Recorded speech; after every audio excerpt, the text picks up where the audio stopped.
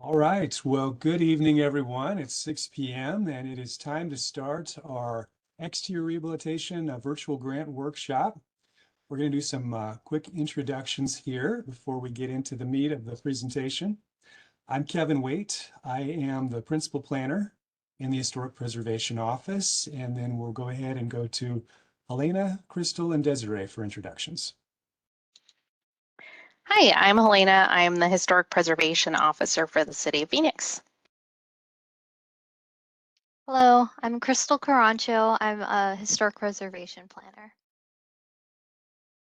Everyone, I'm Desiree Aranda, and I'm also a historic preservation planner. All right, Helena, you go ahead and just give us a few words of introduction before we jump into the presentation. Sure. All right. Well, happy to have folks join us online. And this is also being recorded, so it will be available on the website later if you know someone who has questions and didn't get the opportunity to attend. We're very excited. This is our third year in a row now that Mayor and Council have dedicated $200,000 out of the general fund to provide matching grants for residential exterior rehabilitation.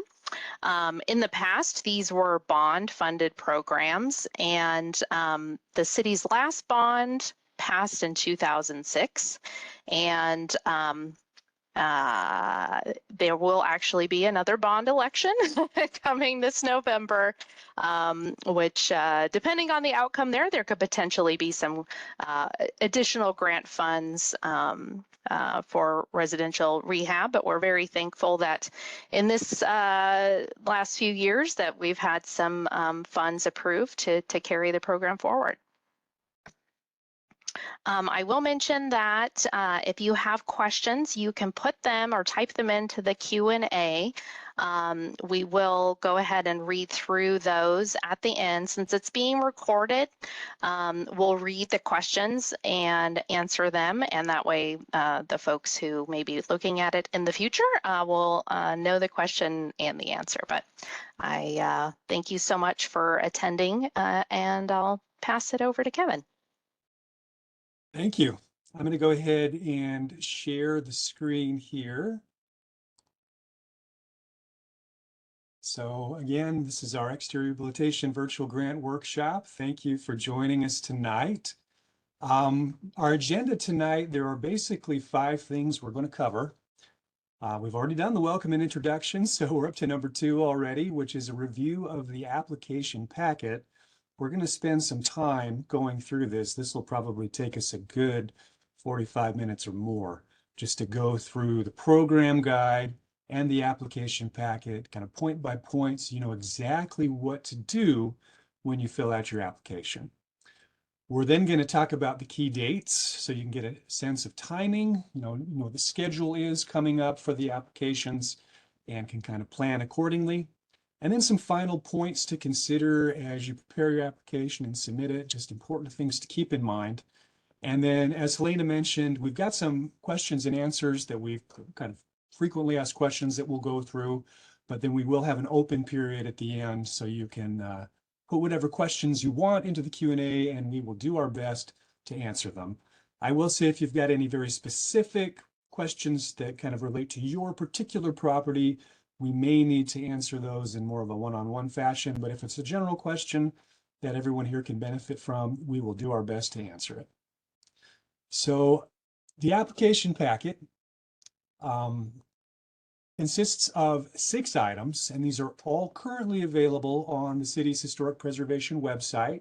You can see the address there below. The 6 documents consist of the program guide, the exterior rehabilitation grant application. There's also a sample grant application, which is provided for your benefit, just to kind of get a sense of what we're looking for, but you know, give you an idea as far as the attachments that you'll need and the photos, the bids, all of that. There's a sample there that we hope helps you as you prepare your application. And then we've got items 4, 5, and 6 are sample legal agreements. And these are the agreements that you will sign if you are approved for the grant. There's a program agreement, which is basically the contract that you'll sign with the city for the grant funds. And then there's a deed of conservation easement, which is the document that will get recorded with the property and will run with the land once the grant work is completed. And I'll get into this a little bit more as we get into the documents. And then the final one, number 6, is a sample consent agreement. If you have a mortgage on the property or there's any type of a lien holder involved, we do need their approval for you to receive the grant funds and for the city to acquire the conservation easement. And the consent agreement can take a fair amount of time if the mortgage companies are not super cooperative. So just know those are the 6 items that are in the packet. I'm going to spend really most of the time tonight on number 1 and number 2. But please do look at 3, 4, 5, and 6 and become familiar with them. And if you have specific questions about any of them, again, feel free to put them in the Q&A. Feel free to email us after the workshop ends. But I'm really going to focus on number 1 and number 2 tonight. So having said that, I'm going to go ahead and share number 1, which is the program guide. Let's put it at a scale here where it's a little easier to view. So this is the guide that helps you understand the grant program and how it works. And so again, the application deadline is November 17th, 2023 at 5 p.m. Please email your applications to our email address. Our general email address is best. It's historic@Phoenix.gov. And we'll come back to this again later. This is not the only time that you'll see it tonight. So we've got kind of a before and after example of a previous project here on page 1. And then a table of contents. And I'm going to go through all of these as quickly as I can, but I will try to hit them and do each one of them justice so you can become familiar with them.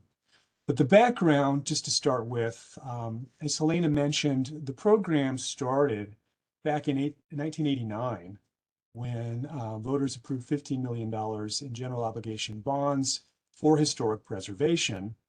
And a portion of that money was set aside specifically for the Exterior Rehabilitation Grant Program. And that is for owners of historic residences to apply for grant funding to help them do work on the exterior of their homes. And then there was additional funding that was provided from the bond that was passed in 2001, and then again in 2006. And unfortunately, we went for a few years without any money. The 2006 money we managed to spread it out several years. It ended in 2015. And then it wasn't until 2021 when we were able to get more money through the city's general fund to bring the program back and provide exterior rehab grants once again. So as Helena mentioned, this is the 3rd year now, 2021, 2022, and now 2023, where we've had $200,000 in funding available for grant applications. So the summary here, the program makes money available to private property owners to complete exterior rehabilitation, repair, or restoration work on historic homes. We do have a couple of other programs. If you have a non-residential property, we might have some money available for you through either our threatened building program or through our demonstration project program. So again, if you're not a residential property owner, talk to us offline about those. But tonight we're going to be focusing exclusively on the exterior rehab grant program, which is for historic residences. And this program reimburses owners on a 50-50 matching basis for pre-approved work. The minimum amount that you can apply for is $5,000, and the maximum funding amount is $20,000. And then in exchange for receiving the grant funds, the property owner agrees to sell the city a conservation easement to protect the historic character of the property's exteriors. And the reason why we receive a conservation easement, there's essentially 2 reasons for that. First, under the Arizona state constitution, cities are not allowed to just gift money to a private property owner without getting some compensation in return.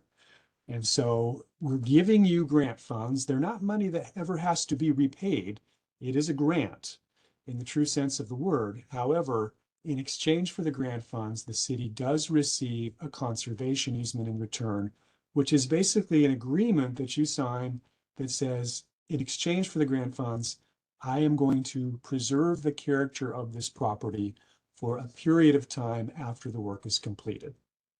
And that gets recorded with the property and runs with the land. So if you sell the property during that time period, then a new owner also has to abide by the same terms. And we'll again come back to that in a little more detail later on. But that is the idea. And of course, the second reason why we do conservation easements is, again, just to safeguard the city's investment in the property. If we're going to invest up to $20,000, we want to make sure the property doesn't get torn down next year, or that there are anything, any major changes to it that would affect the historic character if we're going to put public funds into it. The program goals and principles, I'll hit these pretty quickly, but really the idea is to preserve and protect as much of the original historic fabric as possible.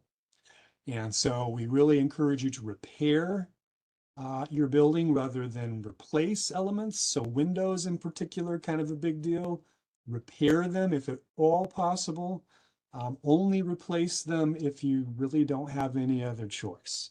And so again, try to preserve as much original material as well as the original design and workmanship as you can.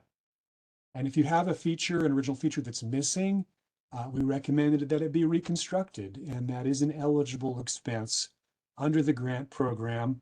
Ideally, if you've got any documentation showing what it looked like, that's perfect. That's what we'd like to see with your application.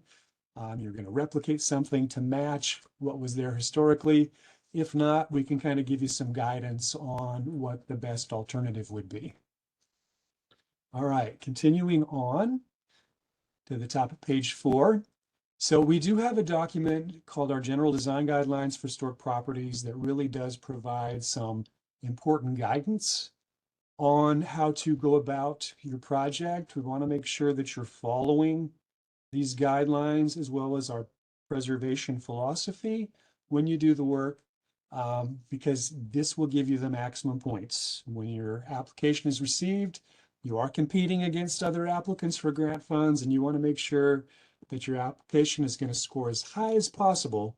And so meeting the preservation philosophy and the historic preservation design guidelines is the most important thing. All right, you're eligible to apply if you have a property that is listed on the Phoenix Historic Property Register. And there is a link here in the document that will take you to the list. We also have maps of each historic district, so you'll know, is my property on the Phoenix Register? It can be individually listed on the Phoenix Register, or it can be within an historic district that's on the Phoenix Register. And we have 36 residential districts, so there's about 8,000 total properties listed, so quite a few. But if your property is not on the register, then unfortunately you are not eligible to apply.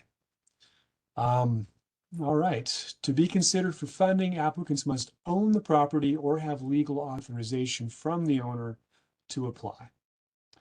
And then the eligible improvements, there's a long list of items here, but basically it has to be on the exterior of the building, and it has to result in preservation of the exterior. That includes items such as roof repairs, foundation repairs, any type of structural reinforcement or stabilization, exterior wall repairs, that could be masonry, stucco, or siding, stone, whatever the exterior wall material is eligible. Any windows or doors are eligible for repair. Porches and steps, cornices, parapets, fascia, any element of a roof, exposed rafter ends, any of those things are eligible if they're part of the roof. Repainting is eligible, not on its own. If all you're going to do is just paint your house, then unfortunately that is not an eligible application. But if you are doing more work and then you're going to repaint once you've completed that work, that is eligible. You can also apply for historic garages, guest houses, or carports, or any accessory buildings. However, I will warn you that they don't tend to score as well as the primary building. because you can't usually see them from the street like you can the main house. But if you want to do the roof on, say, the house and the garage, go for it. We would encourage you to include both. Reversal of previous inappropriate alterations is also eligible. Let's say you've got a house where the front porch has been enclosed and you want to reopen it. That is a great project.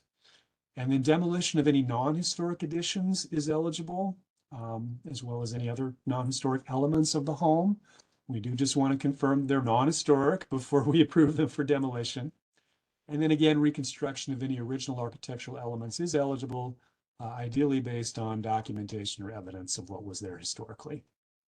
You can also include engineering costs or architectural costs if they are directly related to the eligible work and the costs are within 2 years of having submitted your application or 1 year after the application, and they cannot be more than 20% of the total funding request. So if you intend to apply for a $20,000 grant, then you'd be limited to $4,000 as far as the architectural engineering costs. Any requests for structural stabilization, so foundation work, they should include a structural engineer's report documenting the need for the work and the recommendations. And we also do have some documents that can be helpful if you're doing paint removal, masonry cleaning, masonry repointing. There's some specialty documents here that can kind of guide you through the appropriate way to do that. So we would want you to frame the scope of work for your grant accordingly. Historic windows, again, we would strongly encourage you to submit an application to repair your windows. Those usually tend to score quite well, whether it's wood or steel. That can also include upgrading your glass. So we want you to keep the original sash and frame, but if you want to change out the original glass with a low E glass, sometimes the sash can even be thick enough to have a dual pane in there. That would be great. If you want to add window film to help increase energy efficiency, that's eligible as well. What we don't want to see, though, is an application that just completely replaces the entire window unit and puts in a new window that has a different look or a different material. We really do want to keep the original material and appearance as much as possible. Again, if part of the window's damaged, try to fix it. If the window's missing, then try to replicate it to match what was there. It really should be a pretty faithful replication. And again, we've got some specialty documents that will help guide this work. The Guide to Window Repair and Replacement for Historic Properties. We have a document on window repair and on steel wood window repair and steel casement window repairs. And on our website, there's information on energy efficiency and windows. So we strongly encourage you to check that out. It should be noted that additions to buildings and new construction and work on additions that are not historic are not eligible. Additionally, landscaping, fencing, and other types of site improvements are not eligible. And again, painting, as I mentioned before, not eligible on its own, but if it's a component of an eligible repair, it can be included. So how do we score the applications? Well, this gives you an idea of what we give priority to. So again, you want to keep with the preservation philosophy and the general design guidelines for historic property. That is priority 1. If you're proposing something that does not meet those guidelines or that philosophy, then you're probably not going to get funded. We want to make sure that you're demonstrating proper rehab techniques based on preservation principles. And again, we've got those guiding documents to help you. We want to make sure that your work that you're proposing addresses the most critical needs of the building. So if it's clear just looking at, the photos that you provide that the roof is caving in, we don't necessarily want you to propose, doing the windows or repairing the stucco first. Roofs and foundations tend to be the 2 most critical high priority items as far as meeting the physical needs of the building.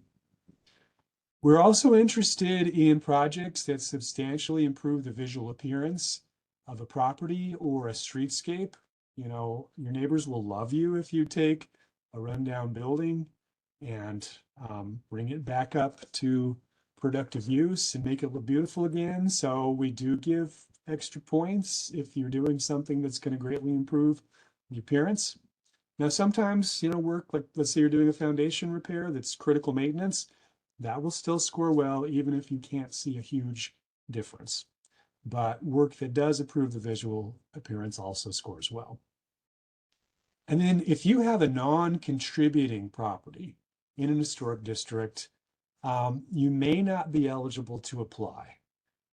However, if you are returning a non-contributing property to contributing status, then you are eligible to apply and you're going to have a very strong application. And we can, if you have questions about non-contributors, you know, we can try to address those a little bit later on.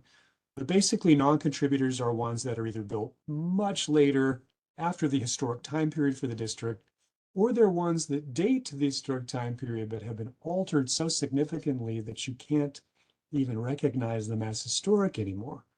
However, if you've got one of those properties and you can reverse some of the changes that made it a non-contributor, that's a great application.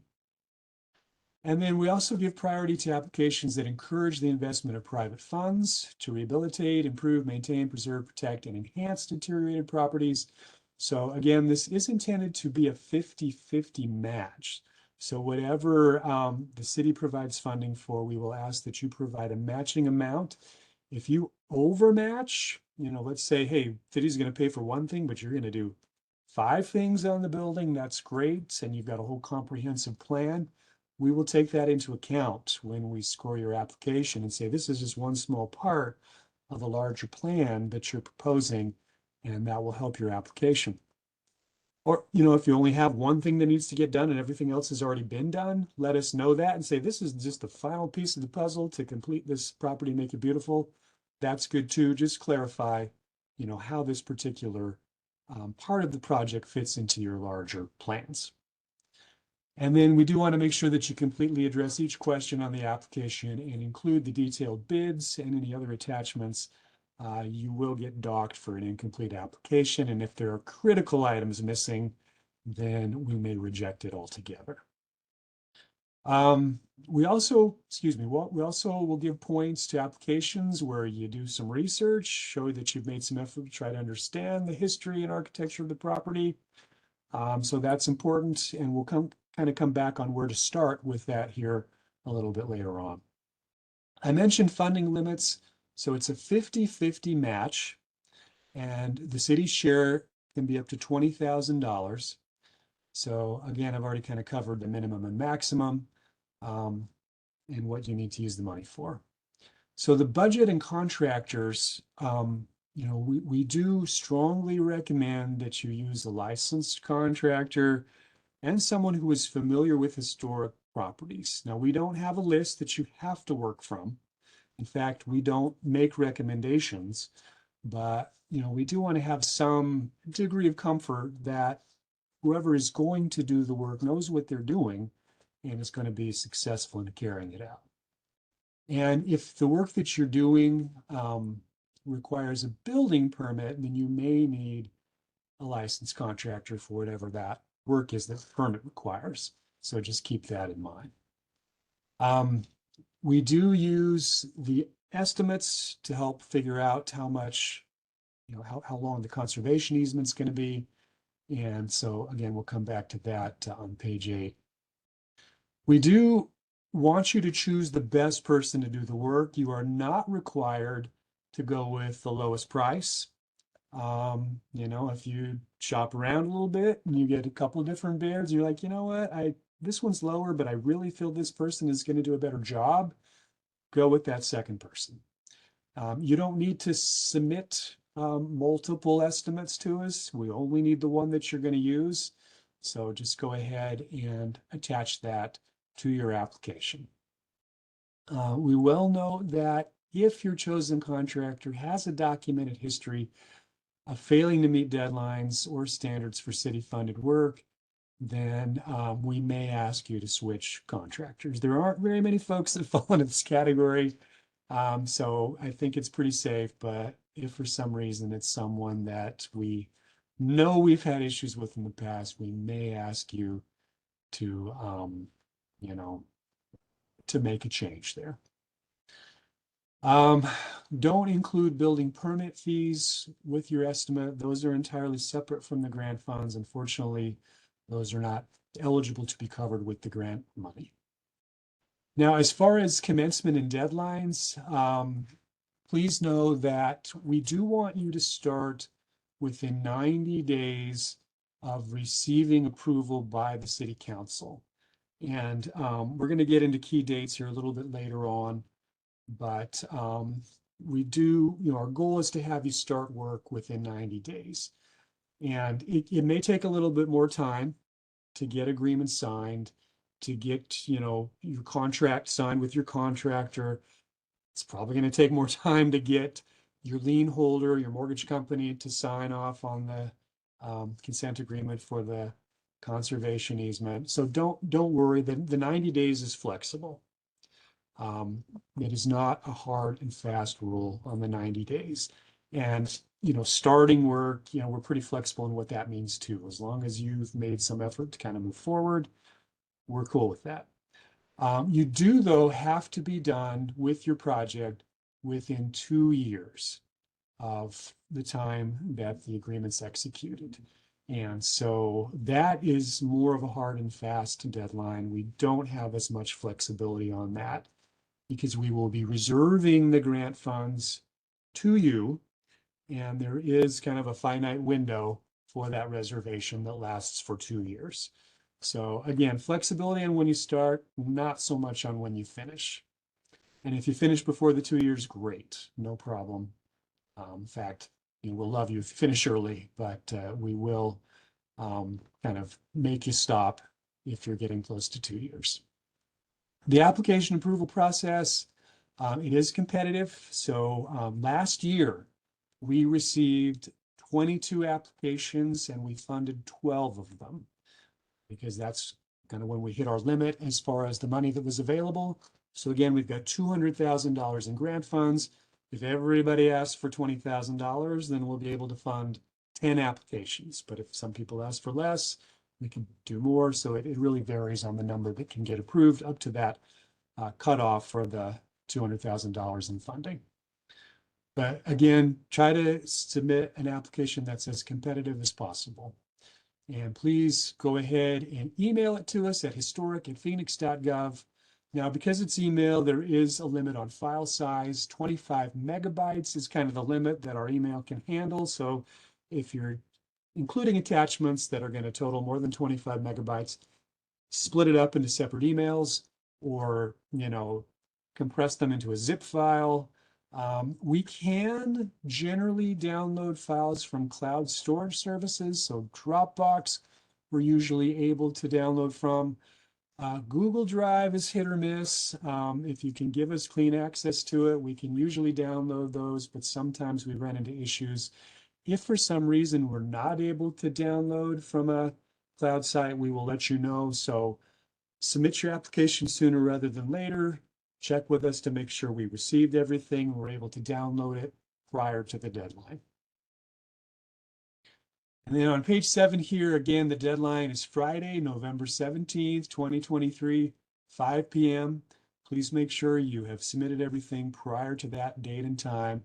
If it's late or if there's anything crucial missing, such as the cost estimates, the photos, the site plan, that may just be outright rejected if there's, again, critical aspects that we can't, that are missing. We're going to need those things to move it forward.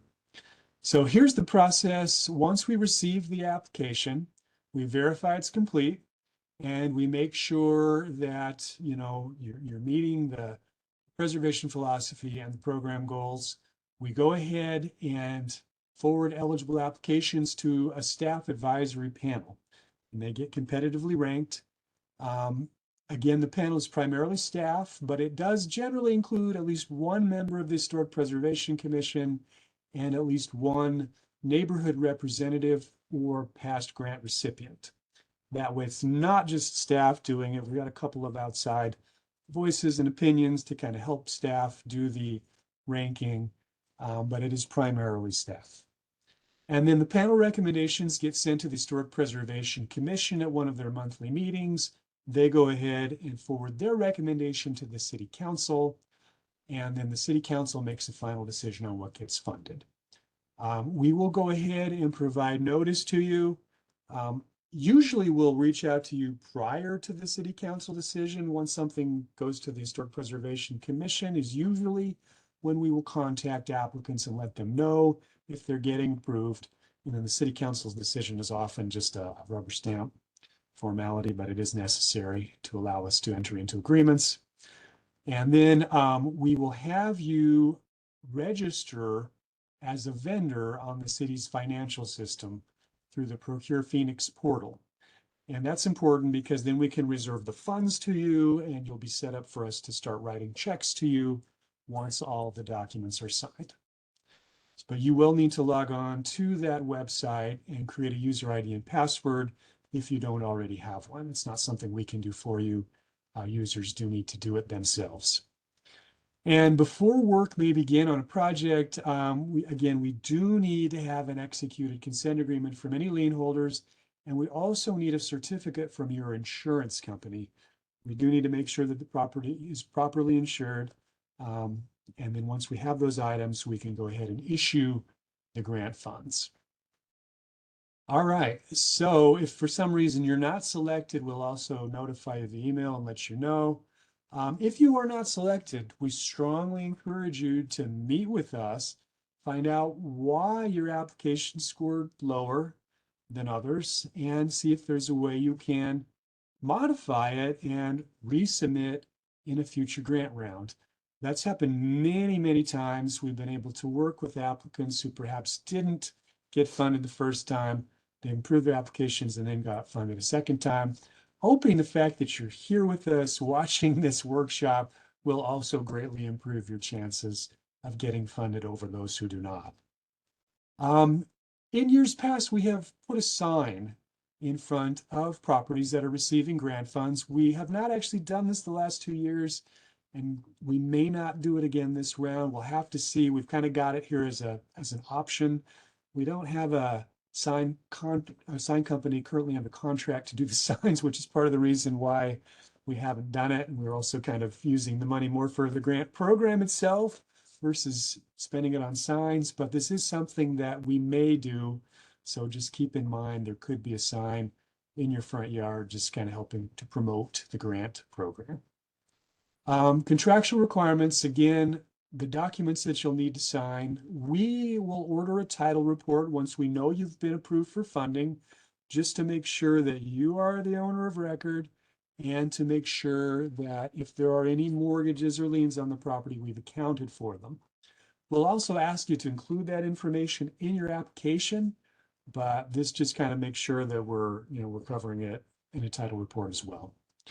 And in the consent agreement, again, this is the document for your mortgage company to allow us to move forward with the conservation easement, just to make sure that they're on board with it.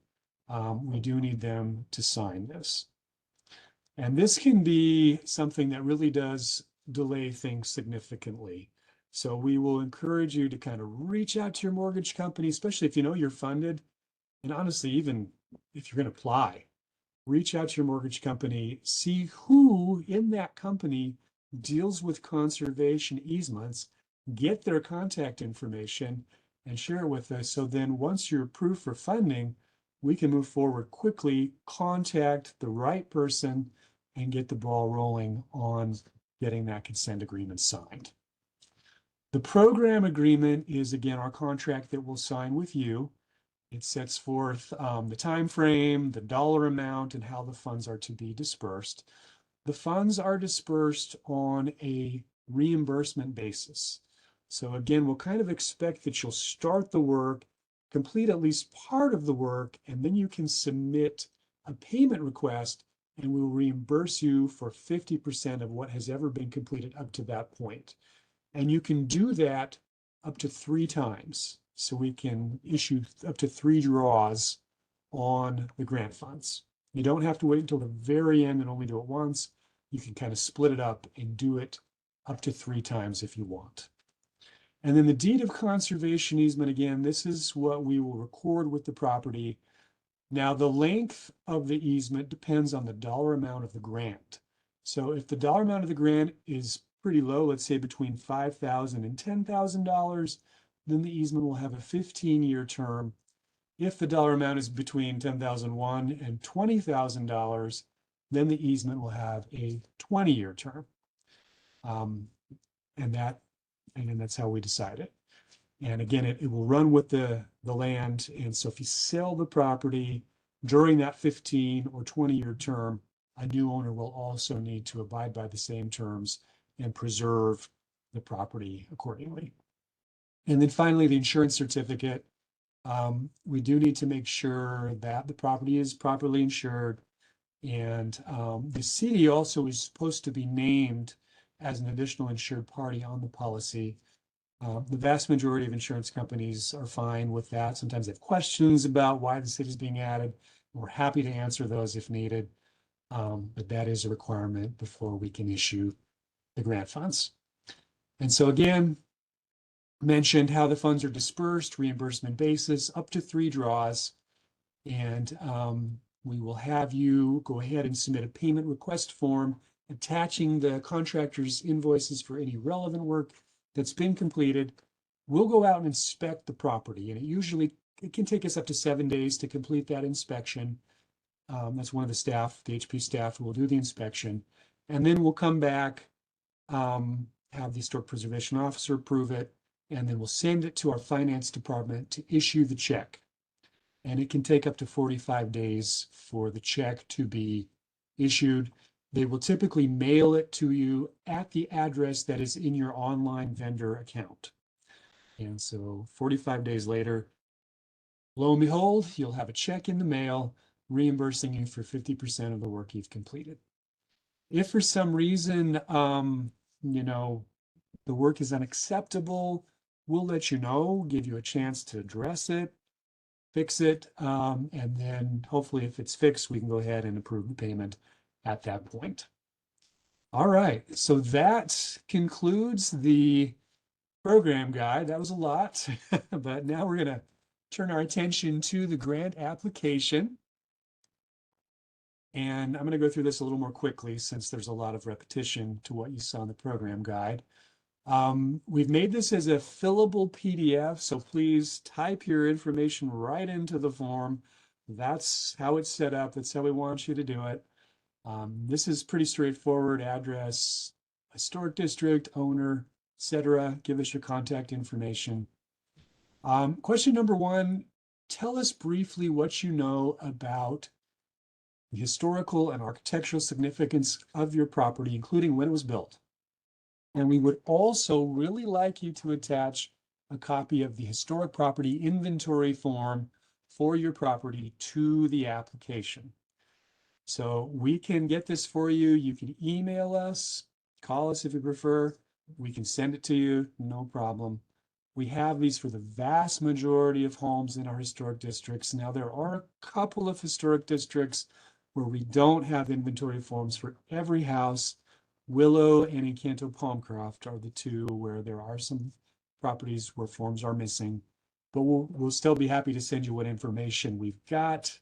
And, you can put in here if there is no form, that you asked for one and staff didn't have it.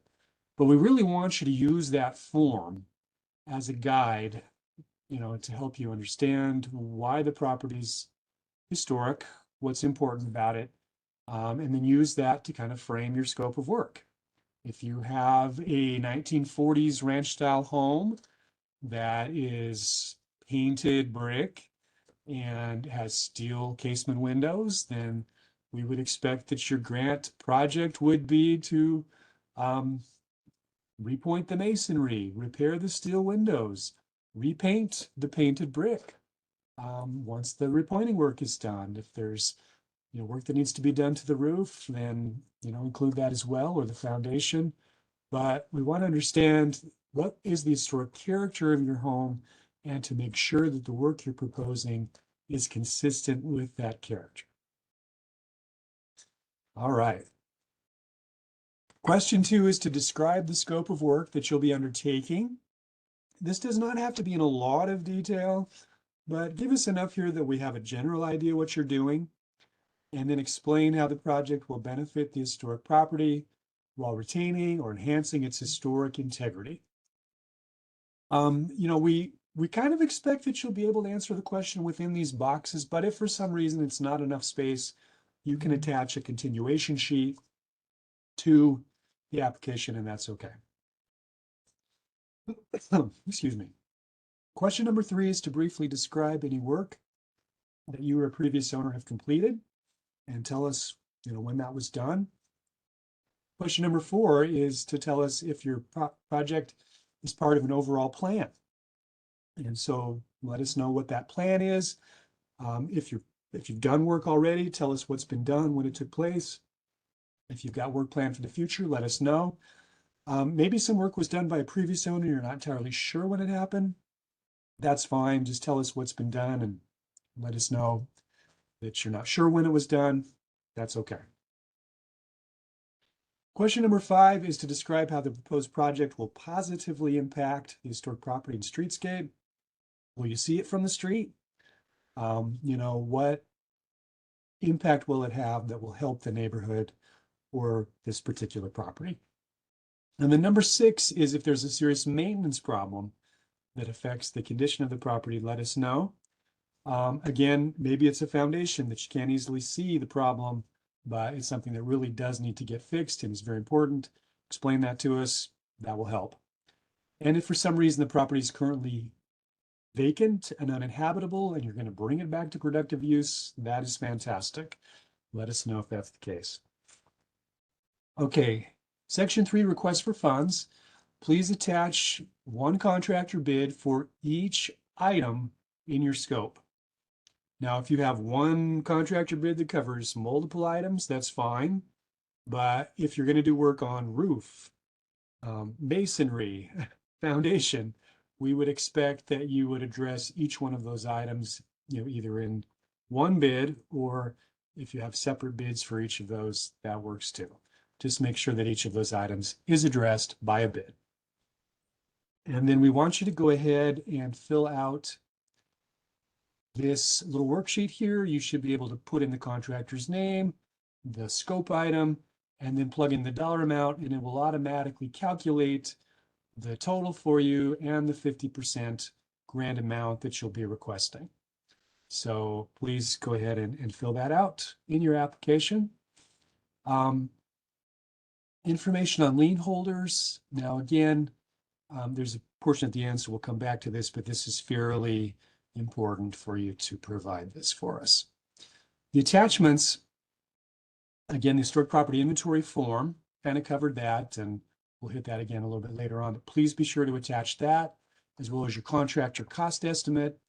If you're doing structural work, please include an engineer's report.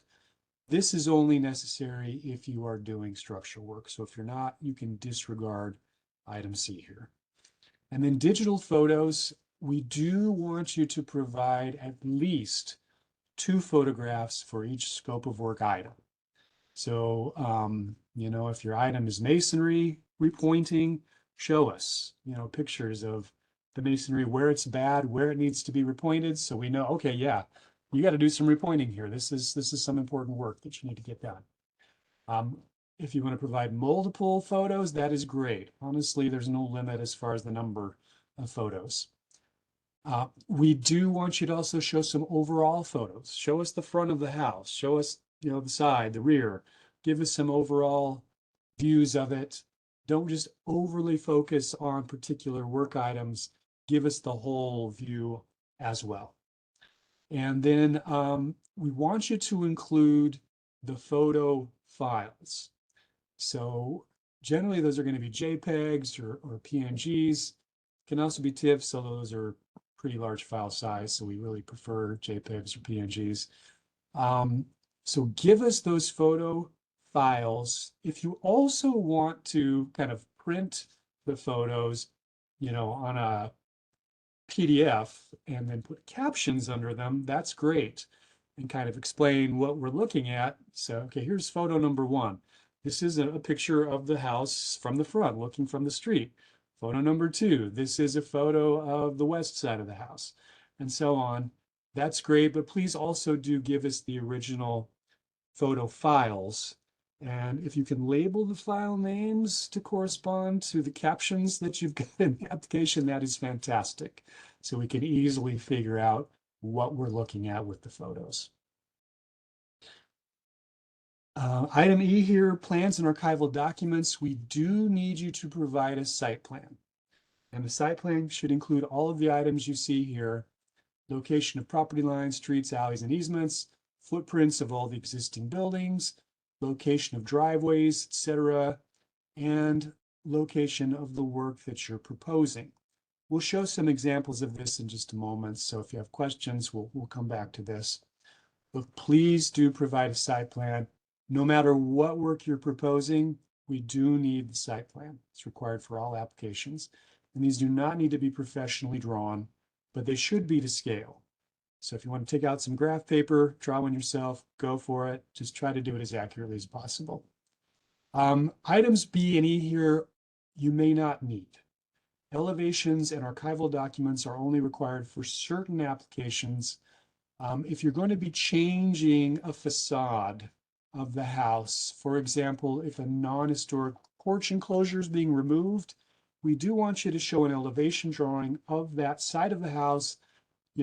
What's it going to look like when the porch is removed? Is there going to be an original front door or windows that are going to be restored behind where the porch currently is? So give us some drawings showing what that would look like. Again, only need this for certain situations.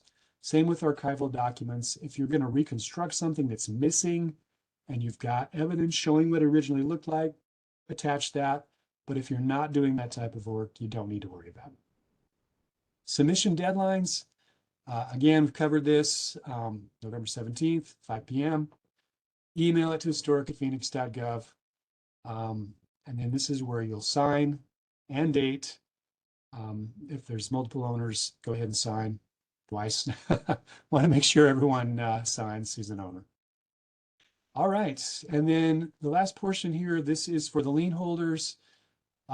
Give us information on your primary mortgage company, who that contact person is, and particularly the department that deals with conservation easements. They're the ones that we're ultimately going to need to talk to and get them to sign off. So don't just give us where you send your bill. Do some calling, check with them, find out who we really need to talk to about the conservation easement. Give us that contact person. And then if you've got a second mortgage, also if you've got a home equity line of credit, we are going to need approval from them as well. So put that here. And if you've got a third lien holder, plug that into it. We want to make sure we've covered all the bases. So that is the end of the grant application. I'm going to go back now to the presentation. And we'll go through some key dates. Hello, everyone. I'm Desiree, and I'm going to go over some key dates we wanted to highlight. So today is September 14th, 2023, and this is the virtual grant workshop. So if we will be putting this online, the recording, so if you have other people interested or if you want to refer back to it, you'll be able to just go to our website. The big date to put on your calendar is November 17th. That is the application deadline. We strongly recommend submitting it earlier, though, if possible, just to make sure that you provide yourselves with enough time to get everything submitted to us. In December, our office and our review committee, as Kevin described earlier, will review and evaluate the applications. In January of 2024, we'll present those selected to move forward to the Historic Preservation Commission. And the Historic Preservation Commission will then send their recommendation to the Phoenix City Council in February. So City Council does need to approve all grant awards. So upon their final approval in February, applicants will be notified of their selection. And in March, we will work with the selected grant recipients to get them set up as a vendor for the City of Phoenix so that we can distribute funds when ready. In April, grant agreements are sent to all of the applicants for signing. And then by June, the grant funds are reserved in our system. Our fiscal year begins in July, so the funds must be reserved before July 1st. So it's important that those spring months that we get everyone set up as a vendor and get the agreement signed so that in July 2024, work can begin. And as Kevin mentioned, there is flexibility with the start and end dates, but it must be completed within 2 years before the end of June of 2026. Those are the key dates. Now we're going to go over some final points, and Kevin went over all of these, but these are really some important things we wanted to emphasize. So first, get the inventory form as soon as possible from our office and submit it with our application. My colleague Crystal is going to go over the inventory forms a bit more after I'm done. Number two, make sure that the work meets our preservation philosophy. And again, the preservation philosophy is spelled out in the application packet. Ensure that the proposed scope of work for which you're requesting grant funds meets the preservation philosophy, and that's one of the most important things we look at when evaluating applications.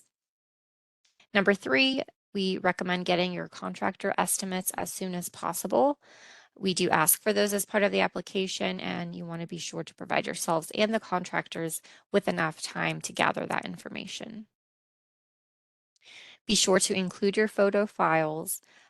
So current photographs of the building are required, and our photo requirements are outlined in the application package. So please take note of that, of our preferred file format and the method of submission. We do ask for the individual photo files, and as Kevin described, a photo log, like with descriptions or captions of the photographs. And it's best if the name used in the photo files match what's used in the caption for the photo log. And when you do send those to us, if you do send them via email, because the photo files can be large, we recommend numbering the email. So like 1 of 3 or 2 of 3, etc. Number 5, make sure to include a site plan. The site plan should show the entire parcel, all buildings and structures, carports and driveways and fences. We have an example site plan in the application package you can refer to. And you're also welcome to reach out to us if you need further guidance on the site plan and how to put it together. Number 6, Kevin mentioned this, but just make sure to get in touch with the lien holder as soon as possible and provide that contact information in the application. Don't wait until the last minute to turn in your application. As you can see, there are a lot of files and a lot of components of the application. And so when you are emailing them through to us, it might take, a few emails to get all the files to us. So with that said, you also want to confirm that your application was received. We will usually send a confirmation email to you when we receive your application. So if you don't receive that automatically, then you may want to follow up just to make sure that we got it, within a couple days. Yeah, that's all for me. Thank you, Desiree. So we're going to go over a couple of the documents that you'll want to submit with your applications. First up, we have the historic property inventory form. On this form, it'll typically have, construction date or a potential time, that it was constructed. It has the materials, might have the roof information. Often it'll include alterations and maybe a little brief background on the significance of the property, but that's just something you'll want to include with your application. As Kevin mentioned, there are a couple of districts that we don't have those forms for those districts, and so we'll do our best to look in National Register nominations and see what information we can provide you to supplement, your application without an inventory form. And in a couple cases, we may not have that form at all, but we'll be able to confirm that for you and at least confirm your contributing status to apply. You can email us, as mentioned as well, email to historic@phoenix.gov along with your address, and we'll send you what we can find. Next up, we'll take a look at some site plan examples. As you can see, this site plan, it's going to show the entire lot. In this case, we have a house and a carriage house. You'll want to show all the existing buildings and features. This particular site plan was drawn for a roof replacement. So you can see here on the right, there's the note of the scope of work and a little arrow kind of pointing to the house that mentions the roof replacement, the materials used, and the location of the project. The second example we have, this particular one identifies windows that will be repaired, and also with the little highlighted areas shows some masonry repair. So this is another good example showing all of the buildings and showing specific locations of what will be repaired on the house and the accessory building in this case. The final example is another window repair. You can see on the right hand side, they really give you a lot of the specific locations. This is another really good example. It tells us exactly which windows are being repaired. But overall, the main goal is, it does not have to be professionally drawn. You can draw this yourself, try to draw it to scale as much as possible and include those details. But you really just want to be clear the scope of work, materials, if you can note that on there, and note the specific locations of where this work will take place on the house or the accessory building. Next, we'll review some frequently asked questions. First question, can I do the work myself? Yes, you can complete the work yourself. We refer to this as sweat equity. However, should you choose to do the work yourself, we can only reimburse you for the materials and not the labor. Second question we have is, am I required to use a licensed contractor? If the scope of work requires a permit and that permit requires a licensed contractor, then yes, you would need a licensed contractor. In general, it is best practice that whomever you hire is licensed, bonded, and insured. So as this is your responsibility to hire the contractor, just choose wisely and make sure you get someone that, will do a good job and ensure that your repairs will last. So third question, can non-contributing properties receive grant funds? As mentioned earlier in the presentation, if your scope of work will change the status from a non-contributing property to contributing, then yes, you can apply for the grant funds. So you just have to focus on something like Kevin mentioned, reversing a porch infill or, reopening a window that was infilled on the front and putting back a steel casement that once belonged there. Things like that can help bring it back to the contributing status are things that you can apply for. Next question is, can I apply if I don't own the property? Yes, technically, if you are authorized by the owner, you can apply on their behalf. However, the owner will need to sign all of the agreements. So, and they're the ones that will receive the payments as well. How do I find documentation of what my home originally looked like? So the inventory form will often be the oldest details and photos that we have in our office for the historic property. Then you can look for other sources. However, in many cases, we may just not have that information. But typically that inventory form is very important in understanding what's significant and what's historic on that house. And so next question, are the grant funds taxable income? No, they are not taxable income.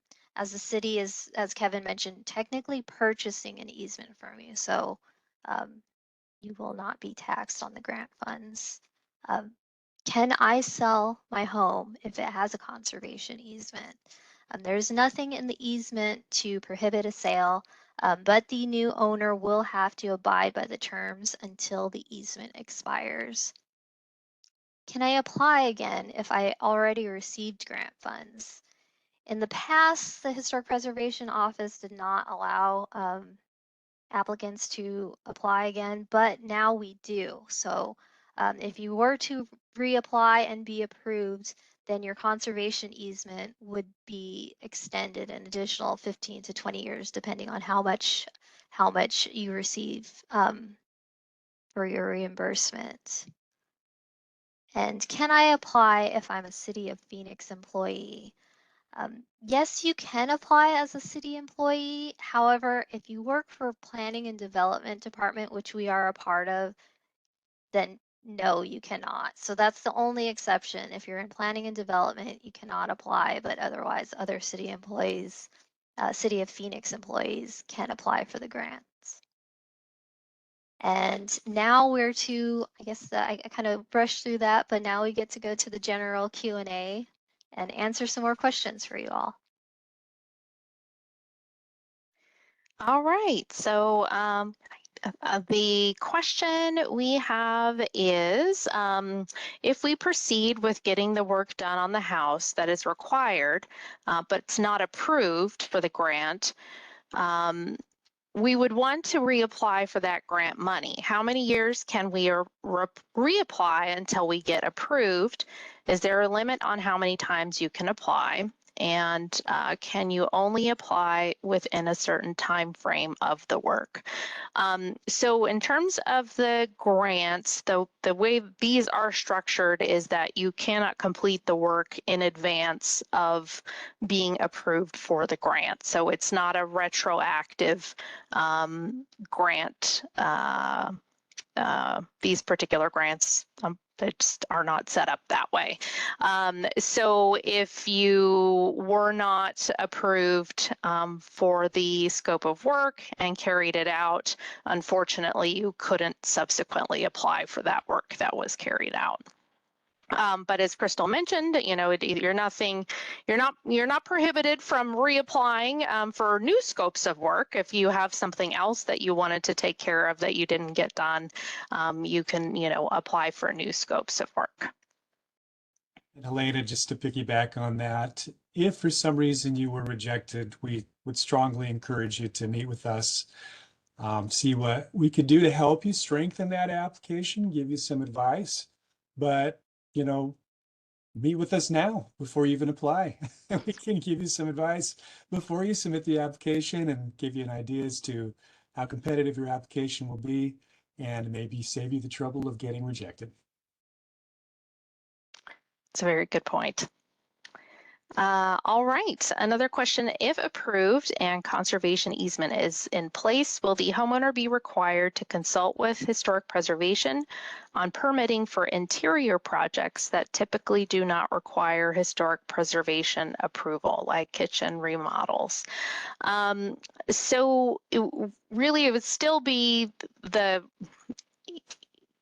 it would still, the reviews would still be focused on exterior work. So things that we don't automatically review on the interior, we still are not going to be reviewing on the interior. I can't think of a case with a residential grant where we would be providing money for any interior work. Like, that would be really the only time I could think of as something, you know, we were providing funds for that we wouldn't want you to change, but I don't think there's anything we would even provide funding for on the inside. Yeah, the only thing I think that might even come close is if you're doing some reinforcement to the roof structure, something like that, that was structural, that was necessary for the house to, to be standing, but you wouldn't necessarily see it from the outside. That could be eligible, but really nothing else on the interior would be eligible or fall under the easement. Right. Yes. So emphasis of the easement is still exterior modifications, and particularly things that, at this point our reviews are limited to exterior work that needs a building permit. So, if it's something that doesn't need a building permit right now, like let's say you have a brick house and you want to put stucco over it, that doesn't technically need a building permit. But if you have a conservation easement on there, we're going to review that and say, no, we've helped assist to, restore or rehabilitate the property, and we want to keep that character of the exterior. So it's a little more enhanced reviews for exterior work, but not on the inside.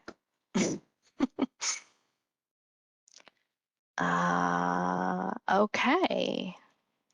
Does anyone else want to take one? We've got. I can go ahead. Yeah, Well, you just got it. quickly, how do we notate on the application if the home does not have a lien holder? And you can just put in that first box, no, none. That's great news for us. It'll definitely, we can move faster with those applications if you are awarded a grant. So yeah, just note somewhere that there's no lien holder.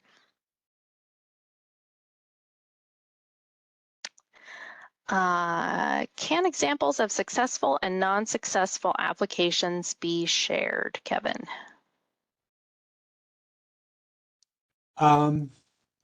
Yes and no.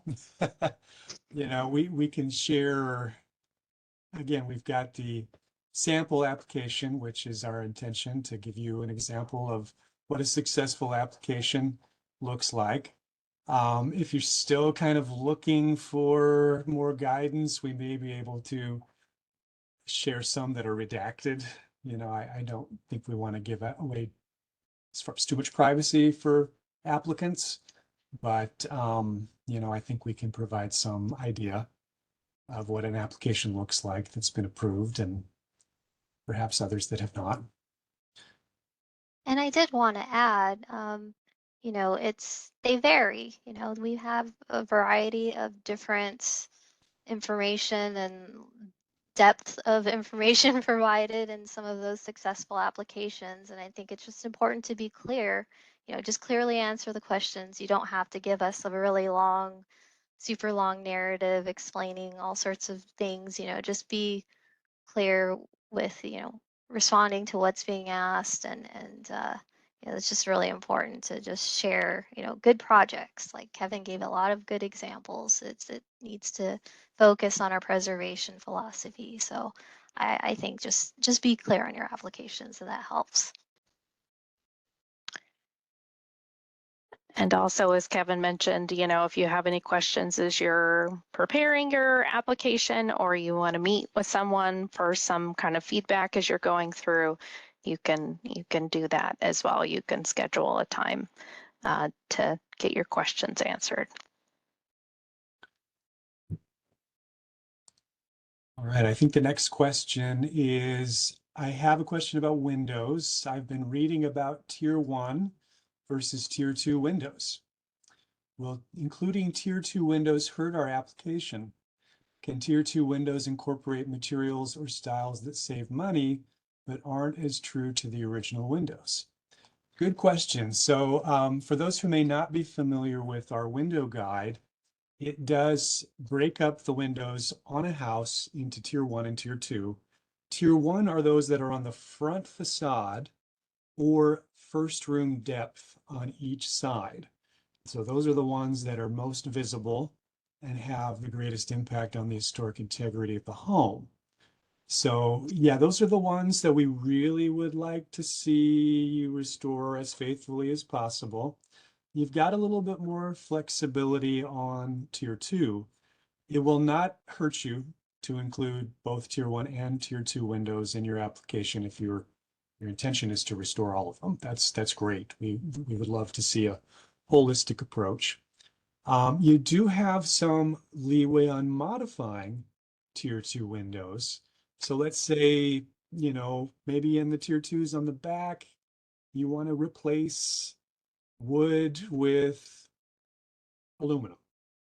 You can do that, but I would not include that as part of your grant application, because the grant application, the grant program is really intended to take a restoration approach, and you're going to get the most points possible for taking a restoration approach.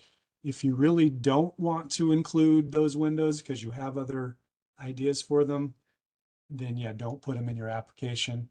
We also do have a couple, you know, examples where somebody takes a tier 2 window and they convert it to a door. That's okay if it's tier 2, but again, don't include that in your grant application. The grant application should be work that has a restoration focus and is as authentic and faithful to the original as you can get.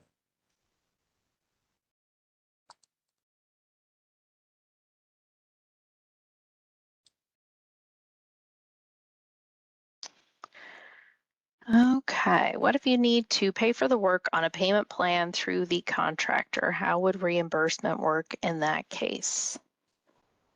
I'm gonna give that to you, Kevin. So yeah, our grant agreement is with you as the owner directly. And then you will have your own agreement with the contractor who does the work. And so it's entirely up to you how you decide to work that out with the contractor. Some contractors may want all the money in advance. Some of them may want 50% in advance. Some of them may say, hey, you know what? I'm cool having you pay me when the city pays you. So whatever arrangement you have with the contractor, that is entirely up to you. And so regardless of that arrangement, we will go ahead and pay you once you complete certain items and submit to us for reimbursement. So, you know, again, you can do it up to 3 times. So depending on what work you're doing, you know, a lot of times when people do window repair projects, the contractors do require a deposit. I mean, it's common for a lot of projects, but window repair in particular, we've seen that the contractor wants up to 50% in advance. So you can go ahead and submit for reimbursement right up front for that first 50% if you want. We'll reimburse you for it. And then you can come back later and submit for the remaining 50% either in 1 or 2 payments, depending on what works best for you. Hope that answers the question.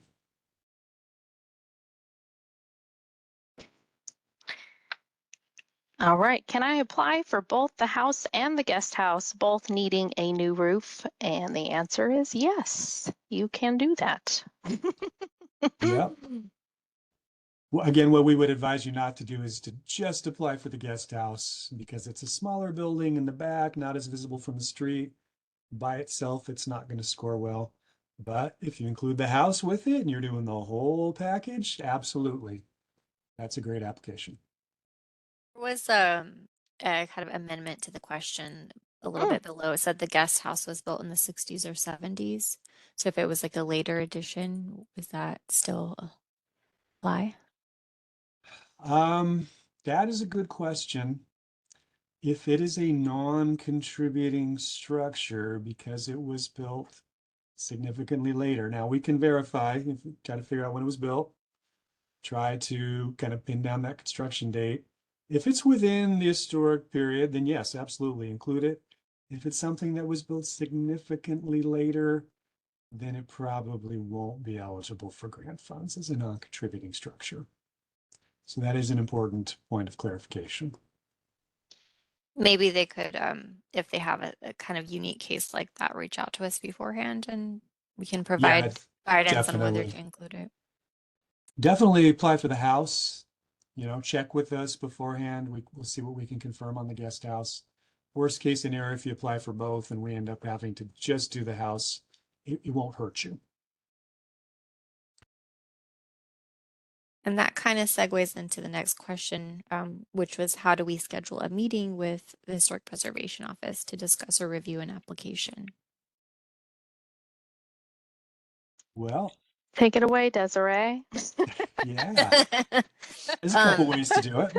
Yeah, and I would say our email our inbox, historic@phoenix.gov, start with that. And we check that every day. So we will answer your question, but I don't know if you had anything else to add, Kevin. Yeah, I mean, email, I would say, is the best way because it's always monitored. We can turn around response pretty quickly. If there's any attachments we need to send, it works well. But you can also call us if you want. And we do have an online scheduling tool. If for some reason you want to come into the counter, you need a face-to-face meeting, that's an option as well. And if you go on to the Planning and Development Department's website, you can schedule an appointment for any counter, including historic preservation. So you've got a few different options, but I would start with email first and see if that works. If not, try one of the others.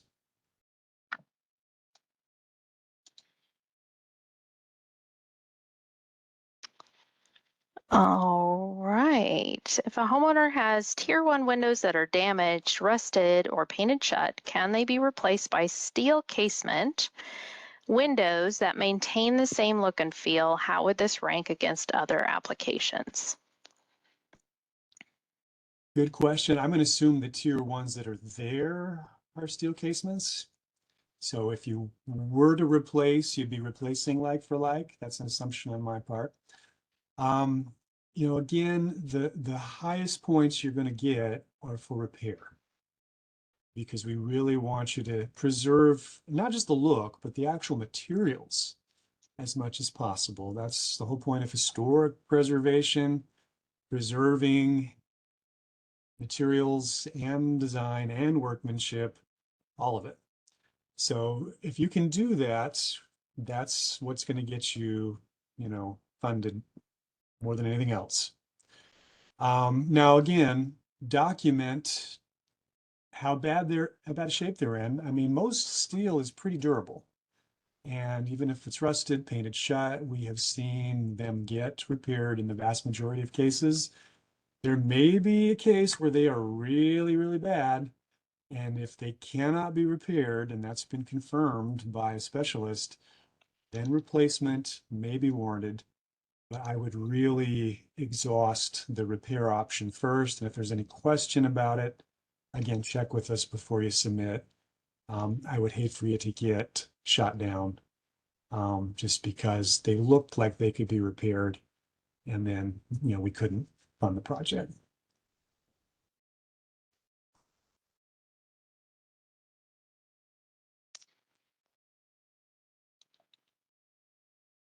I'll go ahead and ask the next question, which is, can receipts for materials purchased before approval of the grant be submitted for reimbursement after the work is actually done? For example, I've already purchased some equivalent replacement vintage doors and windows to be installed. The answer is yes. You can be reimbursed for materials. So that is an eligible expense. But again, I'll just caution you when it comes to doors and windows, repair first, if at all possible. Repair only if the windows are missing, or if replace only if the windows are missing, or if for some reason they're so badly damaged that you just can't repair them. So again, follow that philosophy. That's what'll get you the most points.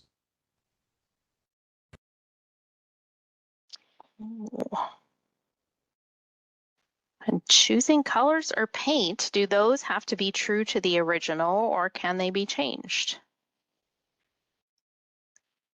And we don't actually regulate paint colors. So if you have an existing painted building, you are free to choose whatever paint color that you like. But again, in terms of Within the grant, reason, yeah. well, within what your neighbors will tolerate. Yes. But you know, it's important to note again that paint in and of itself can't be covered as its own scope item, but if you are doing repairs, then paint can be part of that broader scope of work. And just to clarify, the easement also does not regulate paint colors. So if you're approved for a grant and you're in that 15 to 20-year timeframe for an easement, you can repaint the house without having to get special approval or to get the paint color approved. So you've got some flexibility on color. What we would not recommend, though, whether you have an easement or not, is painting surfaces that have never been painted or that were not painted historically. So if you've got red brick, don't paint it. That's where we would draw the line. But if you've got painted brick, feel free to repaint it whatever color you want.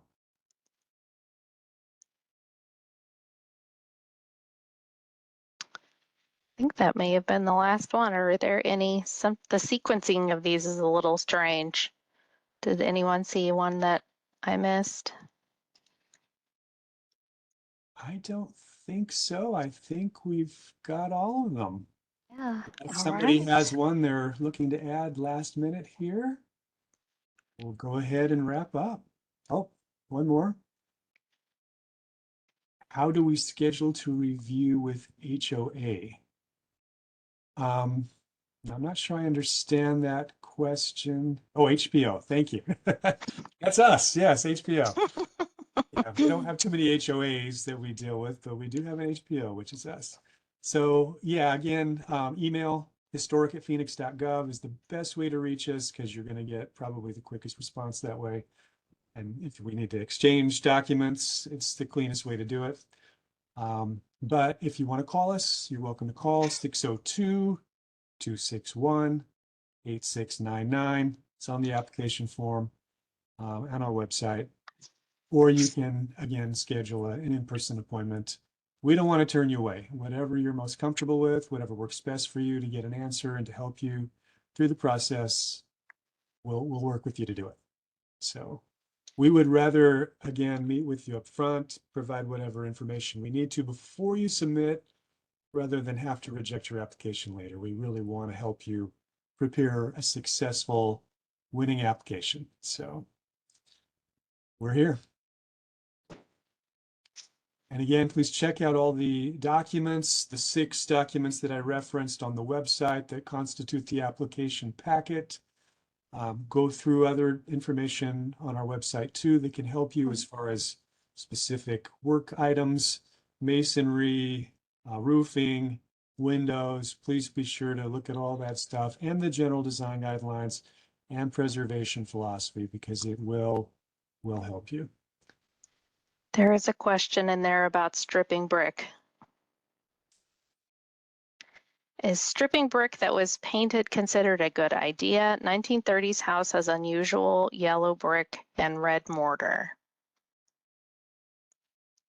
And generally it's not a good idea.